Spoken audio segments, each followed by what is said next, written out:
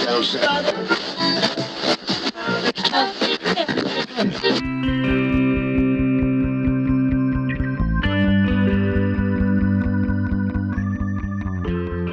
pourrais pas être plus excité, mais je pourrais, c'est sûr. Mais honnêtement, j'ai pogné une vision. Je suis tombé en amour avec Saint-Saul il y a 4 ans, puis j'ai rencontré du monde absolument fantastique ici. Ça a commencé avec le Bull, avec Roger Beaulieu qui est derrière moi. Puis ça a été... J'ai découvert que finalement, j'étais littéralement à l'épicentre d'une histoire globale de la musique. Il y a du monde de différentes générations qui inspirent, qui ont eu des rôles importants à jouer dans le développement de la musique, pas juste du Québec, du monde. Fait que Roger, quand je suis arrivé ici pour la première fois, je suis tombé en amour avec le look vintage, avec le gars. Puis là, de fil en aiguille, 4 ans plus tard, bien, j'ai rencontré plein de gens, plein de musiciens, des producteurs, du monde du cinéma, des journalistes, toutes sortes de monde créatif. Puis j'ai réalisé que Saint-Sauveur, d'une certaine manière, était comme le cœur battant des Laurentides en ce qui a trait à la densité d'artistes. Tu vois, il y a des scènes ici à Saint-Saul. Il y en a des places à jouer si tu veux jouer, si t'es bon. Il y a du open mic au Old Orchard, puis tu passes à travers le test, si tu veux, puis tu te fais renifler par le talent local aussi, les producteurs locaux, puis là, tu te fais dire « Hey, ça te tente-tu de venir jouer? Ça te tente-tu d'enregistrer mon album? » Donc, pour moi, cette année 2017, c'était comme l'année où ce que j'ai accompli en 2016, donc l'introduction à tous ces gens-là, pouvait devenir une espèce de célébration. Alors, le 9 septembre, avec la Chambre de commerce, on produit un happening émergent sur la scène McGarrigle, mais finalement tout le parc en face de l'église, la scène, la rue Filion va être fermée. Ça va être une espèce de conjonction d'inspiration puis d'influence mutuelle entre artistes émergents, musicaux et visuels et, disons, comment je pourrais dire ça, tous ceux qui les apprécient, tu sais. Ça n'a jamais commencé, ça n'a jamais avancé, ça n'a jamais... Tommy est venu ici il y a 3 ans environ avec un de ses amis de Californie, puis... Moi, c'était un changement de chef. Il était 7 heures, puis il était assis dans le coin, là. Les deux, Tommy puis son ami Dan. Puis ça parlait fort, puis ça riait fort. Puis moi, j'étais là, puis ma réflexion, c'était...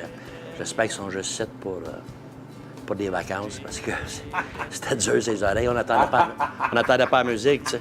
On n'entendait pas la musique du tout, tu sais. Un soir tard, à 3 heures du matin, je prenais un scotch, puis Tommy était à côté de moi. On a commencé à jaser puis communiquer. Puis Tommy avait pris des photos dans le bar que je trouvais pertinents puis artistiques. Fait que, à un moment donné, j'étais pour faire mon mastering de disque, le disque Le Club. J'ai invité Tommy au mastering. Puis à la suite du mastering, on était chez moi. Tommy, mon réalisateur Georges Grandcharoff, puis celui qui masterait, Barza Gomeshi. Puis à la suite de ça, Tommy... on a bu d'autres scotch, puis j'ai demandé d'être mon gérant. Il m'a donné la main, puis fait des photos, concept de l'album, vidéoclip.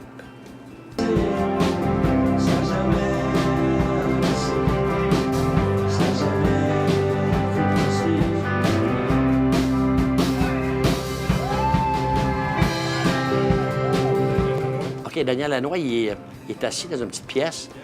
En arrière de moi, peut-être à 6 pieds, tu sais, puis on commence la première chanson, ça n'a jamais commencé. Il y a des miroirs chez Tommy, tu sais, suite. Puis je suis rendu à 20 secondes de la première chanson, tu sais. C'était un petit peu un vibe musical de Lanois, tu sais. Fait que lui, je m'aperçois, il est juste à côté de moi, tu sais, puis il est en train de diriger le band, dire à Georges baisser son drum, tu sais, puis il m'a donné une tape sur l'épaule, tu sais, puis moi, je suis dans la toune, là, puis je suis impressionné, c'est Daniel Lanois, tu sais.